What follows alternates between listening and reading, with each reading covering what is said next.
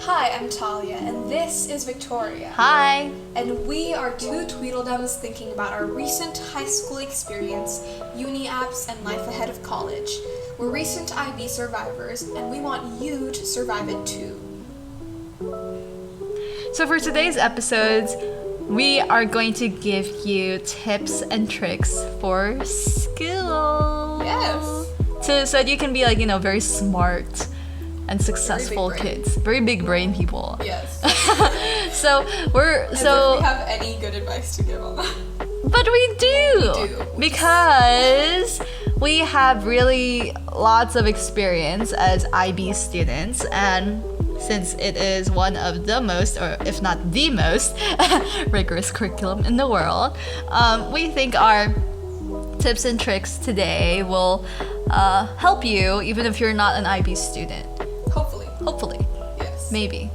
So let's get started. So the first thing, the first tip, I guess, is to manage your expectations. Mm-hmm. Now that's that's very vague, but there's lots of expectations put on academics from your parents, from your teachers, from yourself, and you have expectations of the people around you too, and your classes, and where you want to go in the future. So being able to manage your expectations is extremely crucial. Number one, for your success, and number two, also just for your mental health, I guess. For your sanity. Yes. Very important. Yeah. So I guess the first sub point that I want to touch on is just, about productivity, because people We all struggle with that, don't we? Yeah, because there are so many distractions these days, and even though COVID happened, there's still distractions of Netflix and social media. More so, honestly. Maybe. Because you don't have someone standing over your shoulder. Yeah, being that's true. And telling you to get it together. Yeah, and there isn't that sense of shame in class when you're watching Netflix on the side, because your friends are not there to see it, your teachers aren't there, and people always complain about, oh my gosh, I have terrible time management skills, right? And I guess it kind of comes down to how you manage your expectations about how productive you'll be, because there will be good days when you'll really grind and get all your work done. Get all the things on your checklist. Yeah. Ticked off. But then there are some bad days when besides how sudden things come up, you're just not into it. And honestly, it is okay if you didn't accomplish everything you want to do, right? Because, for example, for me, during my time in high school, back in those days, there are times when I plan to finish 2 paragraphs of an essay, but I just finished 1.5 or something, right? In addition to other tasks that I had to do. And I think the stress comes from the sense of, oh, I didn't do enough, or other people are this far, why am I not there yet? Yeah. I think at the end of the day, when you try to pace yourself as you're working through your assignments, you also need to be aware of the way you work. Be aware of what are you distracted by, which days are kind of the days that you're really hyped up, and when's the best time for you to work, because some people work best right after school, People work best at night. Like me. Things like that. Me too. Yes. So you need to make short-term goals with your capabilities in mind, right? Because you can't just think of okay, the deadline is this, I need to be on the same pace as my friends. The thing is they might be in a different pace than you, and they'll be thinking, oh wow, I wish I paced myself more. Frankly, doing stuff last minute is at times good. Yeah. Because for me at least, sometimes I'm just having a mental block, I have no ideas, and then all of a sudden, the night before, I have so many ideas, and I can write up the essay or whatever very quickly and do it pretty well. And it's not I'm completely neglecting it and not thinking about it before I'm writing it, and before I suddenly have a sudden burst of energy to do it. Yeah. So I don't think it's necessarily always a bad thing. Sometimes that panic monster that comes out when things are last minute, when you're close to the deadline, can be beneficial. It's just that you can't completely neglect managing your time. Yeah. So because you feel like that panic monster is going to come out and support you when you need it. You just need to be realistic and know yourself, I guess. Know how you work, know what works best for you.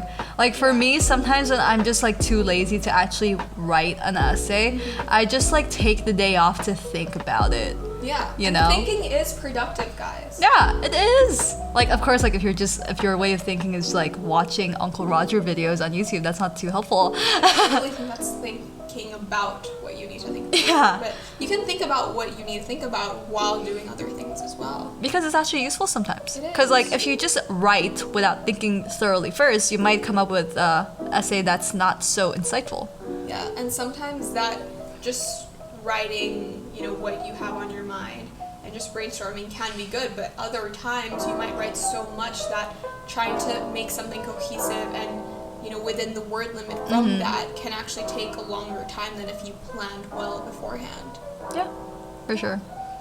Yeah. I wanted to say something else, but it just completely disappeared from my mind. Oh no. That's fine. It will come back later. Will it though? It's okay. Yeah. I guess another thing besides productivity about your expectations is like we always have a certain expectation about the classes we take or like what grades we will attain, right? And it's especially in high school, I guess, it's really easy to feel that your self-worth is just reduced to like a letter grade or just like a number, But I don't think it's healthy to stay hanging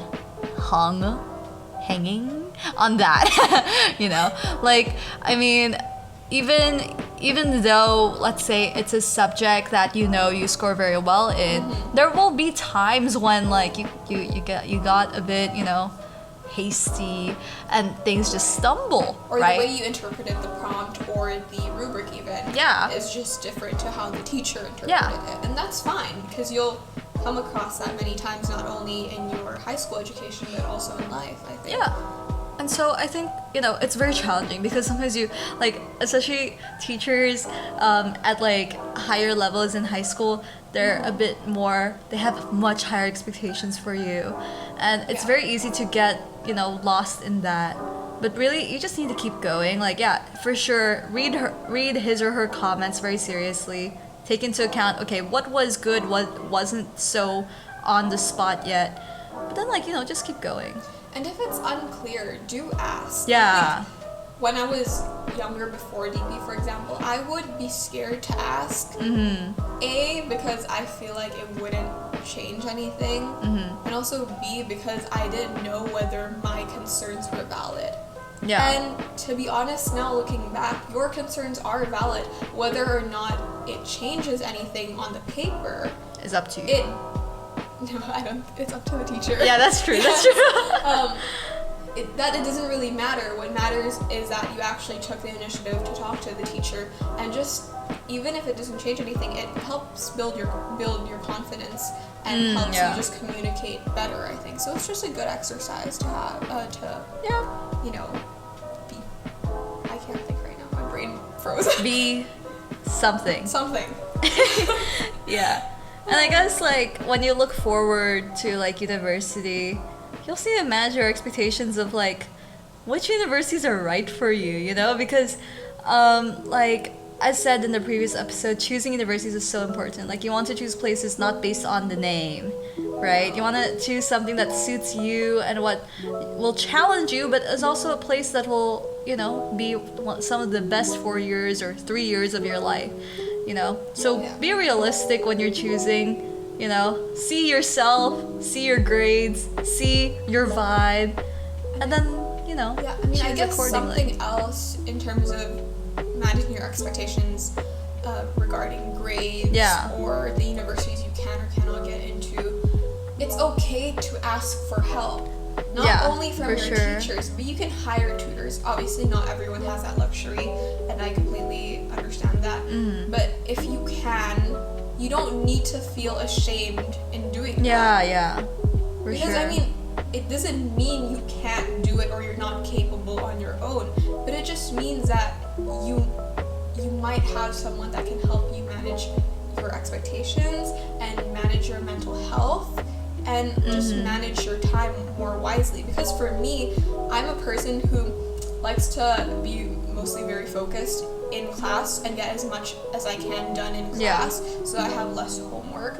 So it's the same thing with lessons for me. I like to do lots of my work in lessons that are structured so that I feel like I have more control over my time and that I'm being watched and held accountable while I'm doing things, because that to me, that works for me. And of course it doesn't have to work for you, but it's something that you should consider as well if you feel like it will benefit you in the long run. Yeah, think of tutors as like a study buddy, not like, oh, I'm stupid, I need help. Oftentimes it's not that you don't know how to do it, you just need like extra support, like feeling like I'm gonna be okay. And oftentimes I find that in tutoring it's more of a mentorship in a way. You build a sort of friendship and relationship with someone you trust, and you learn from each other. It's not just you're the one learning from the tutor.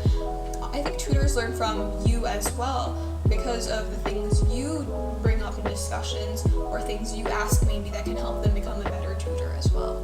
For sure. Yeah.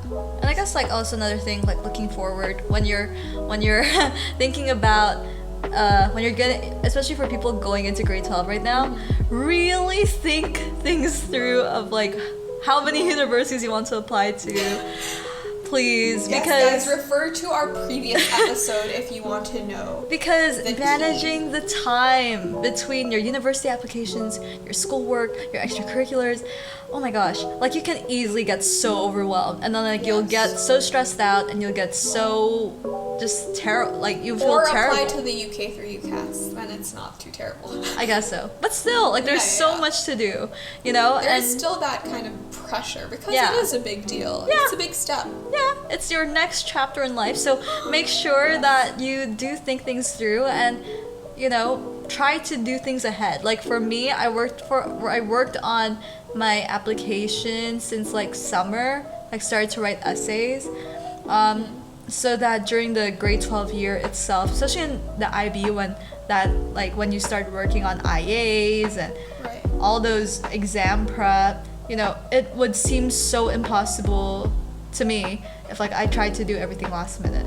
Yeah. And all at the same time still be successful in my grades and also get into an amazing university. So be aware. Yes. Okay, guys, so I guess we kind of covered expectations and in terms of productivity, maybe grades in classes, and as well as universities. And again, like I said before, if you want a more in-depth look into university applications, please listen to our previous podcasts. And the next thing we're going to get into is learning how to communicate well. So what I mean by that is, how do you communicate through emails or in person, or how do you go about approaching people and taking initiative in doing that? So Victoria, do you want to maybe start? Sure. I mean, okay, so throughout my school experience, I think like because from a young age I've always like felt like I need to be super respectful to people. So oftentimes like the way I approach, especially like teachers, whether it be like in classroom settings or online like through email, I try to just maintain like, you know, dear Mr. whatever, sorry for troubling you, I would like to ask blah blah blah, blah. Thank you in advance, sincerely Vic, or something, right? And of course that's the way to go. Please, like don't come at your teacher, hey bro, what's up, you know, obviously. And I think like going forward was like a nice way to start, but you also need to be able to read the room, I guess. Yeah, that's an important skill, right, to develop not only in high school but also in life, I think. Yeah, because as you get to know that teacher a bit better, like let's say like they kind of vibe with you too, you'll realize that with some teachers you can be a little bit more yourself. Yeah. And even so, it's like in different ways. Like with my drama teacher, I remember in ninth grade. We go bro with him. Yeah, but like at first, like I was like speaking very formally to him. It was I can't imagine it anymore now that we're at this stage of our relationship. Yeah, but like okay, here's the thing. Like on email, I talk with him very formally because I feel like email, like number one, it's probably like monitored by like the school database. I don't go dear with him anymore, but I still say hi, Mr. Yeah. So-and-so. Yeah. Right, and on WhatsApp you can be much more informal. But I remember like the first time, like I think it was in 9th grade, I emailed him and like he just replied back with like this emoji. Just like one emoji. Yeah. So you get He used to do that when we were in drama class. Yeah. I think like over time you get to read your teacher a bit better. And of course there's like this other teacher that I had who I do speak with her rather formally, but eventually it became like a formal, like, it's like talking to your mom or your dad, sort of formal. Where it's like formal, but you're still authentic and it's a bit more chill. Yeah, I think for me in my communication with her, it's formal in the sense that I'm mindful of my Language. grammar Yeah. and my language because she is that way. So again, Yeah. it's reading the room. Yeah. She values those sort of things, the commas, the capitalized eyes, things like that. I mean, Yeah. it makes sense. And so you need to respond that sort of way as well, but of course you don't need to do it in a robotic sort of very formal way, especially Yeah. now that you have a personal relationship with Yeah. her. Exactly. Yeah. And I think over this past year, we've been communicating with teachers via Teams a bit more than email. And I would say like Teams is kind of like a chat Yeah. based network where it's like kind of like WhatsApp except for school. Like how we use it is for school. yeah, so like it's- office type, Yeah. professional.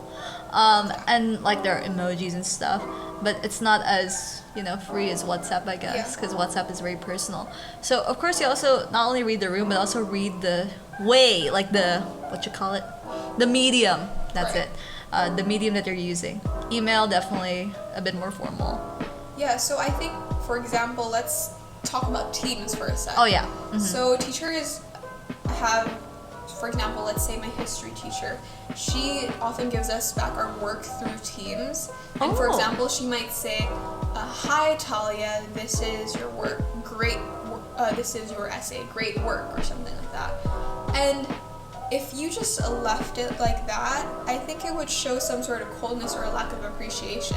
And although the teacher might not necessarily come to that conclusion, I think it's just respectful to maybe like the message or give a heart to the message and say, thanks, so-and-so, I really appreciate it. Yeah. Something like that, just to recognize the effort they have made and the way they have personalized the message. You should personalize your message to them as well. Yeah. And I think, especially with things like Teams, which has emojis, I think it's very important to respond quickly. Not Yeah. respond, but react quickly with emojis, I think, because it's not hard. Yeah. But it shows that you're paying attention. So, for example, if your teacher gives a message about what time to go back on the Teams call or the Zoom call, just give a thumbs up. It's very easy, and it shows that you're engaged in class and that you're paying attention, even though it's not a big thing. Yeah. So I think that's very important in terms of communication, just showing that you are engaged and you are listening in whatever way you can, Yeah. depending on the medium, of course. It's very important and can have a huge impact and can benefit your relationship moving forward as well. Yeah. And I think like don't ignore your teachers. Like No, please don't. please don't. Like Because you know They might ignore you too. yeah. And like, you know, They're humans as well, guys. yeah, you want to appreciate them. And I think like for example there have been like several times like for example when in real life I may have said something to my teacher which wasn't rude necessarily, but I felt like okay, that kind of came off wrong. Like there's no shame in coming back and saying sorry.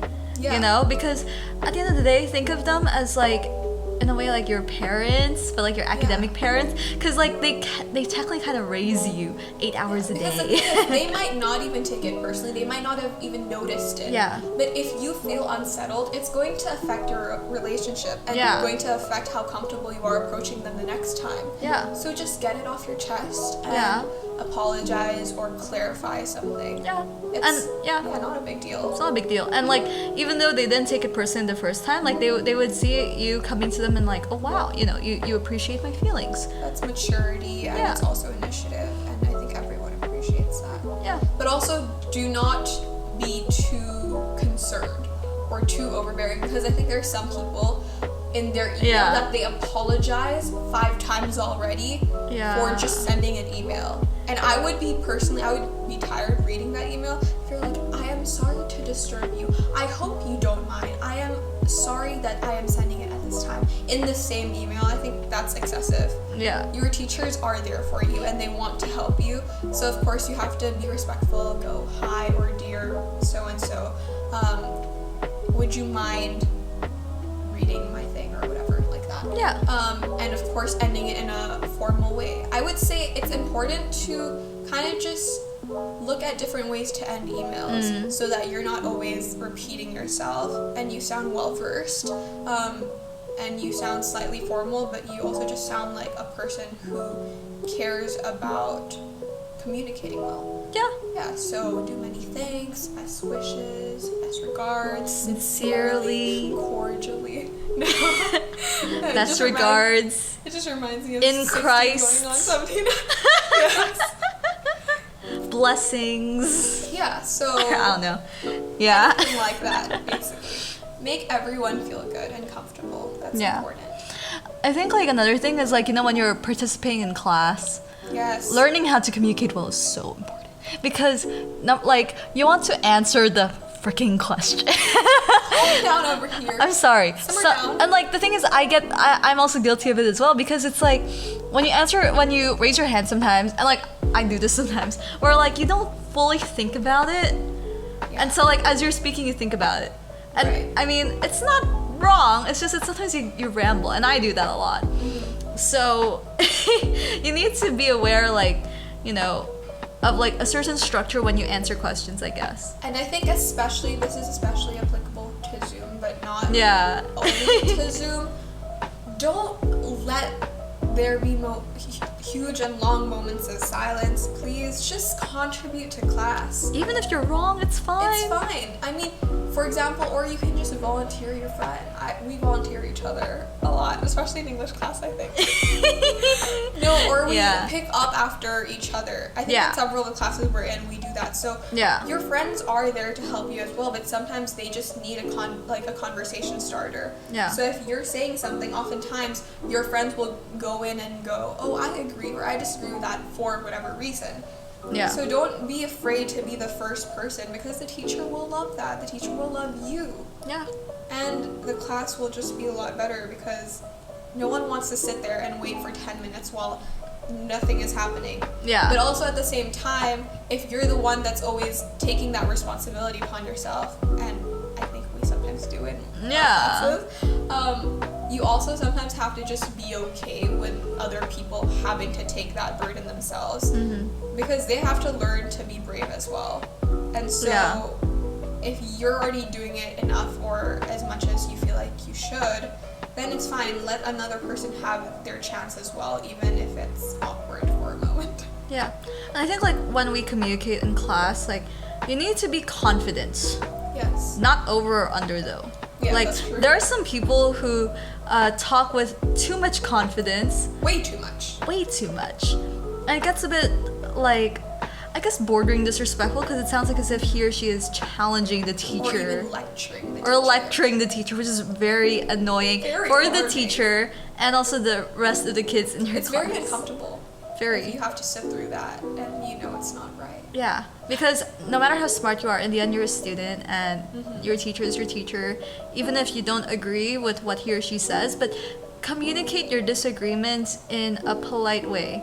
Like, for example, let's say it's like in a math class and like your teacher wrote like something wrong. You can just like slowly, like, you know, hi,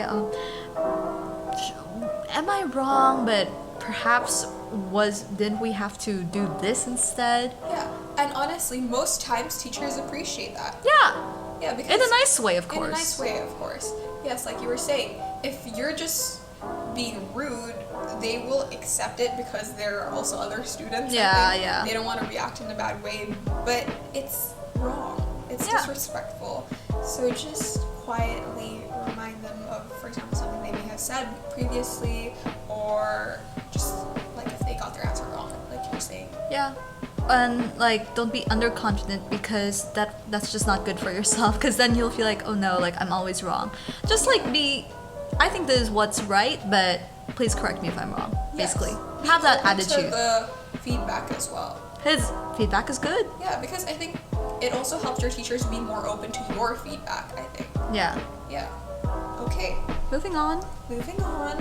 Research. Yes, research skills. So, this is very important, I think. And especially when we were writing our EE, which is extended essay, which is something we have to do to get our IB diploma. It's like a mini thesis.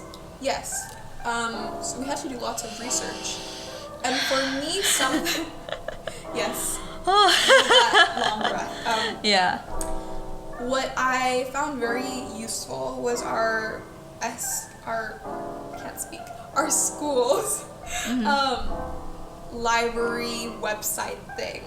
So our school has a website that's basically our online library, and it has links to various databases that I used very much in my research. Yeah. So for example, some of my favorites were EBSCO and Gale, as well as JSTOR. Yeah. Those were the three main ones I use, and I would suggest finding keywords and identifying those first. And I think that's something you learn over the years, but that will really help, and also to figure out how to use the filters. Yeah. So if you want a primary source, for example, make sure you adjust that in the filters.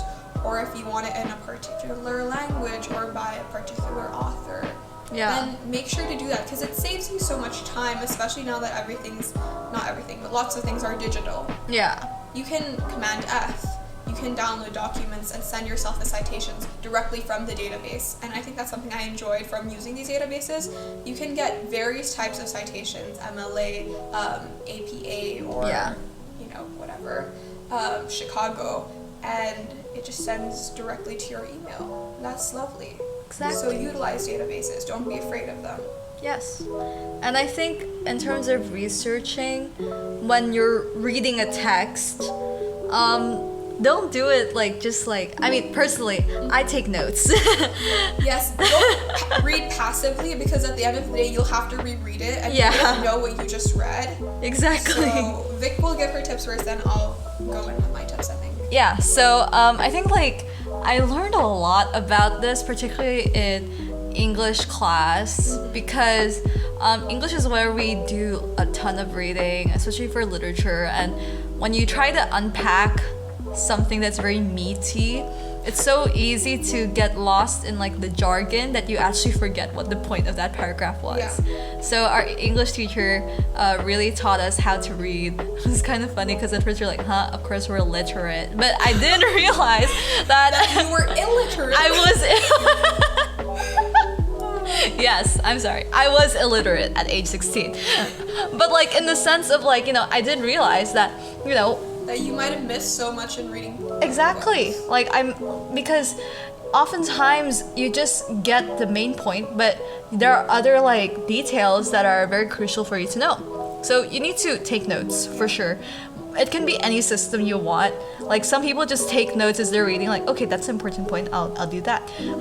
And I think that's useful, but sometimes you read back and you're like, what on earth is this? So a nice way to do it is, I think our English teacher, he gave us this table where on the left it's the content of that chapter or something, and we take notes okay, what happened here, or what did this paragraph say? And then on the right we ask questions, or we insert our thoughts, what did the author mean by this, or what does this word mean? Using prompts I wonder, or this think. made me think of something else. So you're building connections and interacting with the text as opposed to just reading it passively. Yeah, because that's so important. Research isn't just about searching and okay, done. But you need to engage with it, because most of the time, especially in IB, DP, most of our essays are kind of based on what we think and how we use data or quotes to support that, right? Yeah. So you really want to make sure that you're engaging with whatever information you're consuming, I would say. Yeah, I guess for me, especially in my study of history, So I do lots of reading and writing, not only in English, but in history and psychology as well. But for example, my EE was about a historical thing, so I write a very thick book. It was probably like 700 pages or something.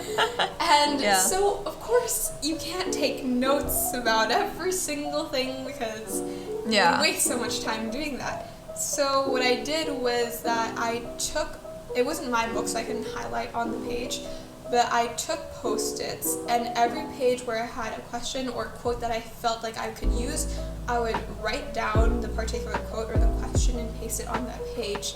And so eventually I only had to look back at the pages that had Post-its. And I think that helped me compartmentalize everything and break everything down, which was very important considering how much information was in the book. And yeah, so it was funny because when I had to return the book to my history teacher, I had to take out so many Post-its in class and just made up a little stack. It was pretty funny. Yeah. So that. Yes. Next thing.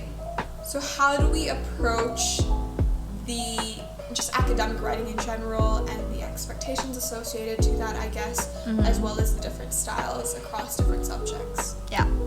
All right, so for me, honestly, I would say most of my academic writing was kind of centered around English classes, because the other subjects that I took, most of my writing there was in the form of like commentaries or I guess our exams. Okay. Right, so I guess English is probably like, the easiest way to go because it's just general and kind of applies to everything else. And I think the way you write in English class is the way you've been trained to write your whole life. Yeah, right? Yeah. So I guess starting with English, it was, I think you mentioned it the other day how English in DP really makes you question, what English have you known? Right? Because the expectations are so much more different than what you expect. And I think like if there is anything I took away from English class besides learning that I was illiterate and now I am literate. I understand. I think like our teacher really took the time to tell us how to approach writing, like the whole writing process. Right. Because in terms of academic writing, I mean, it's pretty straightforward in terms of, okay, use formal language, use paragraphs, no conjunctions, yes. Right? Obviously. But I guess like the writing process is what's so daunting, right? And the way that he taught us, and I still use until now, is, really taking so much time thinking of what to write. Not just thinking, but like outlining, actually. The plan is just as important, if not more important, than actually writing the essay. Yeah, because I feel like it would be pointless to straight away go into the draft and then realize, oh no, all this is crap. Right? And like you wasted your time and it's pretty depressing. So you really want to make time to write your outline very clearly. It doesn't need to be so complicated. It can be bullet points, it can be mini paragraphs, but you just want to make sure, okay, in this paragraph I want to talk about this, this, and this. And I feel like oftentimes in my outlines I think about what I want to write even clearer because everything's still in bullet points, so it's not like pressure-y. So that all I need to think about transferring to the draft is how to make this sound more big brain. Right? Like, because my outlines I remember my extended essay outline was like 3,000 words long. And oftentimes it was just because like I type what I think. And like, because I think like, a person rambling on and on, I'm just like, okay. And then eventually, once I get to the draft, I'm like, okay, I know what to say. I'm confident. Yeah. I guess maybe something to be mindful of in writing for, let's say, English literature as well that I learned from my tutor actually is, okay, so before actually, to give context maybe, I would write, so obviously there's like the topic sentence and then you get into your evidence and then you analyze. Of course you analyze a bit in between, but then like you have a larger analysis at the end, I guess. But that didn't work for me actually, especially in time settings. Yeah. Because I wouldn't always finish my big in-depth analysis and therefore not all of the deep thoughts would be communicated. And so my English tutor actually taught me to do your, let's say, one sentence or a few words for the quote, right? And then you immediately go into 2 sentences of analysis very closely about that particular quote, so that you're never not going to finish your analysis about what you have already written. Yeah, that's useful. And then, of course, you have kind of an overarching conclusion, just 1 sentence or 2 sentences max at the end of the paragraph, rather than thinking you need to make your 5-sentence analysis at the end. And maybe this is not something everyone did before, but that's kind of how I struggled with my writing prior to knowing this sort of format. So I think you guys, maybe if you're struggling with time management or you're struggling to do close reading, that this method might be helpful for you. Yeah. And I think another thing from our English class that's been so helpful is just making sure that your whole essay is this unified piece. Refer back to the thesis all the time. Okay, this might seem so obvious.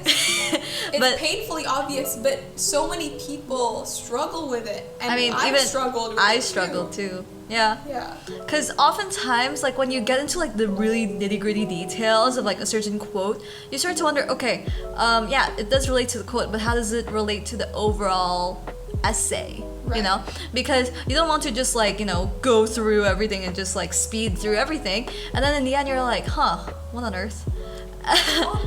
What on earth? Exactly. And I learned from my drama teacher that, honestly, the conclusion... Oh my gosh. People usually use the conclusion to just summarize what they said. That is a waste of time. Yeah. Apparently. I mean, okay, in junior school, in MYP. 7th, that's still fine. Yeah. And you make one maybe different point zooming out. But really, I think in DP, especially from TOK, I've learned that the conclusion can be something totally zoomed out. And of course, you still need to make an actual conclusion to the essay, but it can be way more than just summarizing what you've already written. Don't think of conclusion as just like, okay, I shall conclude and end this thing. No, think of it also as like, okay, I'm gonna end this thing, but what do I, see overall? What do I conclude? What do I come up with after all this blah blah blah blah blah? After all this research, what is the greatest thing you've learned? And of course, you don't want to go, I have learned that you can do this. Yeah, of course not. Of course you not. want to make it sound far more expanded and intellectual. Yeah. But you want to do more than, again, just summarizing. For sure. Yes. I guess moving on to other subjects. My experience in writing for econ and business classes, because that's kind of similar. In the exams, and I guess exams kind of are academic writing-ish, although it's not so formal. But it is academic. I guess it is. You try, that's the point. You try for it. You try to make it academic within a timed setting. Yes. I think for those subjects, even whether in the exam or when you're writing your assessments and essays, oftentimes there's a very big emphasis on defining the terms and making sure that not only you know what it is, but the reader also knows. Yeah. I think I read somewhere that if you want to succeed in those subjects like social sciences, try to explain, especially in an exam, try to explain as if the reader does not know anything about what you're saying. But in doing that, you also want to make sure that you're not treating the teachers like they're stupid. Yeah. Because obviously they're not. They know way more stuff, and also the examiners will know way more stuff than you. Yeah. So you want to be clear about how you're interpreting certain things. Yeah. But you don't want to make it look like they don't know anything. Yeah. You just need to have that balance. Yeah. And I think by being detailed, they can also see where you went wrong in a more specific way.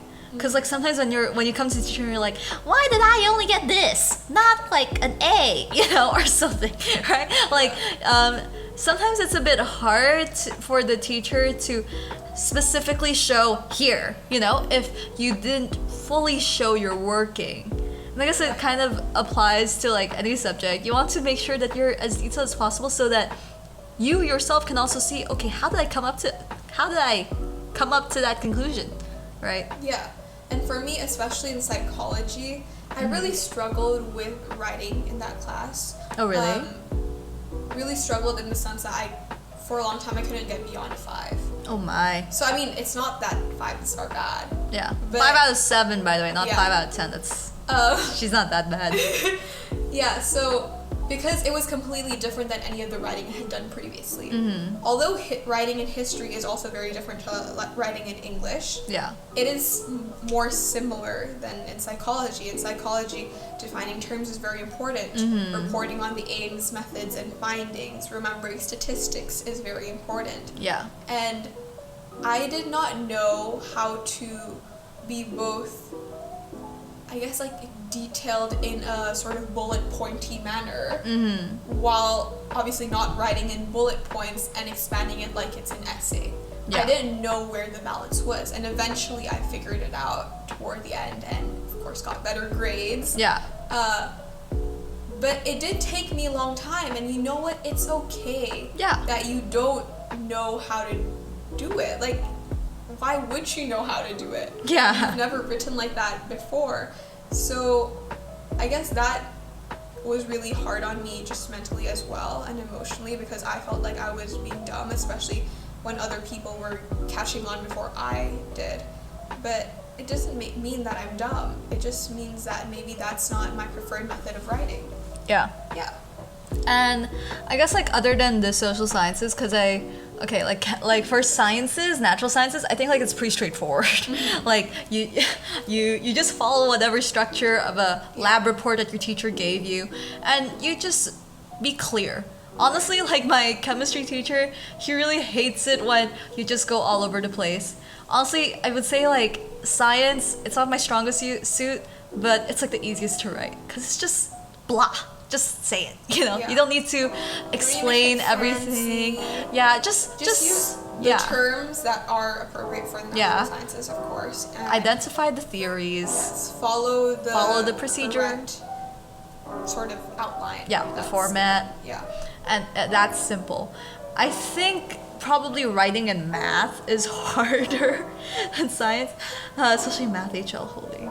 But yeah, I think for math, it's a bit of an in between. Odd. For Yeah. Because it seems like something you don't want to write an essay about. Yeah. Yet, especially for something like the IA, you have to explain the Your theory process, rather yeah. than just answering it on the paper with one specific answer that is either right or wrong. Exactly, because I think it's a bit in the middle between natural sciences and social sciences, where you need to explain the theories and show your steps, but you also need to do it in a way that's just simple and clear. Yeah. And oftentimes that's hard with math, because oh my gosh, like, especially when you have, like, so many steps or, like, sections to your paper, there's a lot to do. Yes. So I guess to all of you Tweedledums, there is obviously lots more we can cover in terms of academic tips and tricks, or whatever you want to call it. but I mean, this worked well for us. Yes, and just things we've learned over the years we were in school and high school. Yeah, but hopefully it was helpful, and that you heard something you might not have heard before. yes. Yeah. So, two Tweedledums thinking seems contradictory to what Tweedledums are. But honestly, we are outliers. Those are our thoughts for today, and we hope we got you thinking. Not too much though, otherwise you won't listen to us anymore. My name is Victoria. And my name is Talya. And this is Two Tweedledums Thinking. See you Tweedledums next time! Bye!